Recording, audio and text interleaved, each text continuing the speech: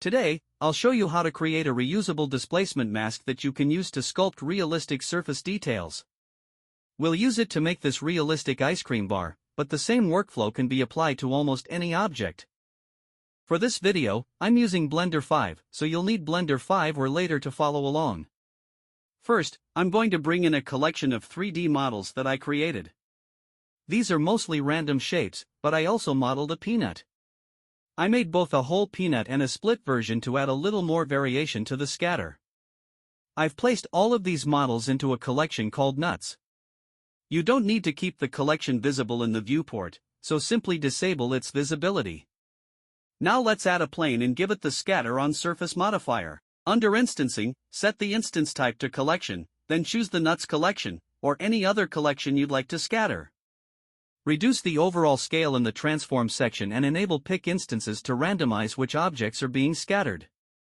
Next, change the distribution method to Poisson disk and set the minimum distance to around 0.2. Add a little randomness to the rotation and scale. You can also experiment with the seed, count, and minimum distance until you're happy with the distribution. Now I'm going to apply the scatter on surface modifier. As you can see, everything disappears after applying it. That's because the scattered objects are still instances. Undo that, then enable Realize Instances in the Scatter on Surface modifier. Now when you apply it, the scattered objects remain as real geometry. I'll make a few manual adjustments to get the look I want, then rename the object and move it aside. Now let's add another plane and rename it Shrink-Wrap Plane.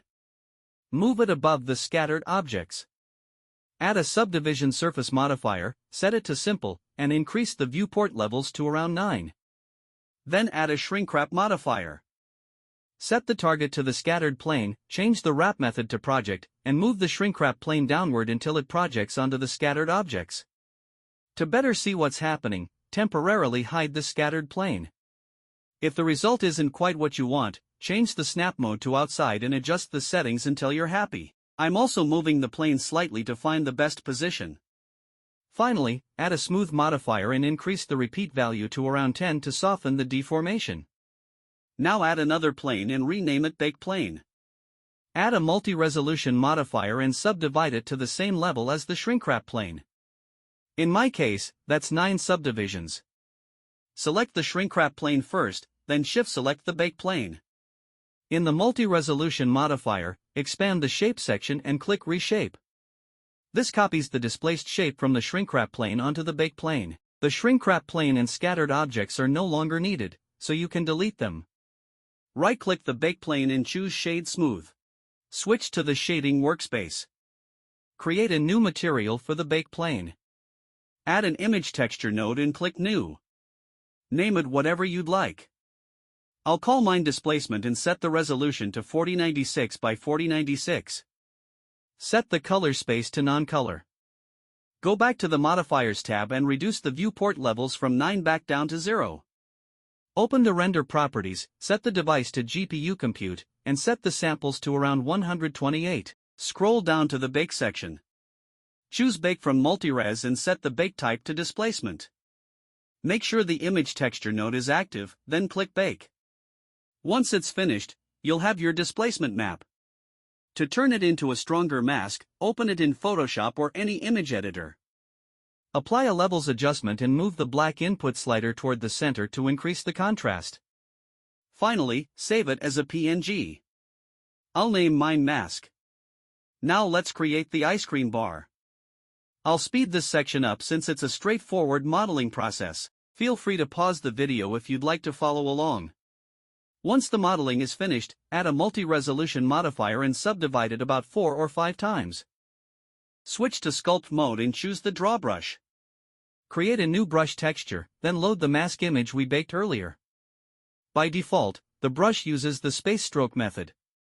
Change it to Anchored so you can position the texture before applying it. You'll notice that the brush also affects the backside of the mesh. To prevent that, enable front faces only from the brush settings, or under Brush Advanced. Now the sculpting only affects the visible front surface. You can also use the baked displacement map instead of the black and white mask. The displacement map produces a softer and more natural deformation. If it's too strong, open the texture properties, expand colors, and reduce the brightness to around 0.5. You can also adjust the contrast until you're happy with the result. I'll quickly finish sculpting the ice cream bar and smooth a few areas to blend everything together. If sculpting isn't your preferred workflow, there's another option. Instead of creating a mask first, you can use the same scatter and shrink wrap setup directly on the ice cream bar. You can use weight paint to control where the scattered objects appear, adjust the scatter settings for a more natural distribution, tweak the shrink wrap modifier, and smooth the result afterward. This gives you a completely procedural workflow while remaining fully editable. Now that the sculpting is finished, I'll bake the normal and displacement maps using the same bake from multi-res workflow. I'll speed this section up since it's exactly the same process. Once they're baked, connect the normal texture to a normal map node and plug it into the principled BSDF. Connect the displacement texture to a displacement node, then into the material output. In the material settings, change the displacement mode to displacement and bump. Now you can see the displacement working correctly. I'll quickly add a light so we can preview the result. To add more realism, I'm also using a noise texture to create a subtle procedural bump that breaks up the perfectly smooth surface. You can also reuse the displacement map or mask to drive subtle color variation. Run it through a color ramp, increase the contrast, then plug it into the factor of a mixed color node. Choose two slightly different shades of brown to create natural color variation across the surface. Finally, let's texture the ice cream stick. I've already UV unwrapped it, so I'll speed this part up. I'm combining a wave texture with a noise texture to create the wood grain. That texture drives both the base color and a bump node. I'm also using color ramp nodes to fine-tune the colors and roughness. To finish it off, I'm layering another subtle noise texture to create tiny micro details on the wood. And that's it. That's how you can create a realistic-looking ice cream bar using a procedural workflow, baked displacement maps, and a simple procedural material. I hope you found this tutorial helpful. If you did, consider leaving a like and subscribing for more Blender tutorials, procedural workflows, and animation content. Thanks for watching, and I'll see you in the next one.